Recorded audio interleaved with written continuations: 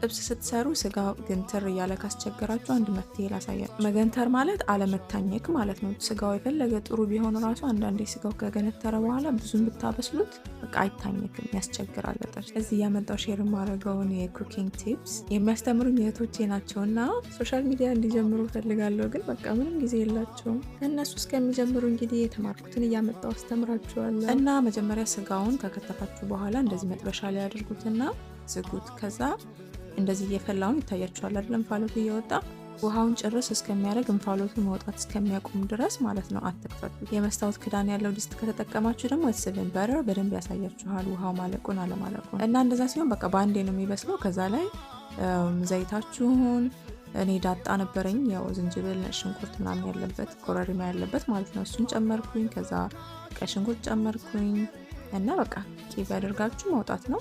በስሎ ነው የምታገኙት፣ ምክንያቱም ቴምፕሬቸሩን ስታፍኑት አንዴ ስትከፍቱት ምናምን ነው ስጋ የሚገነትረው ማለት ነው። ጥብስ በአጭር ጊዜ መድረስ ያለበት ነገር ነው እና እንደዚህ ቶሎ ከበሰለላችሁ ግልግል ነው። እኔ በጣም ነው የጠቀመኝ ይሄን ማወቄ እና ለዛ ነው ሼር የማደርጋችሁ።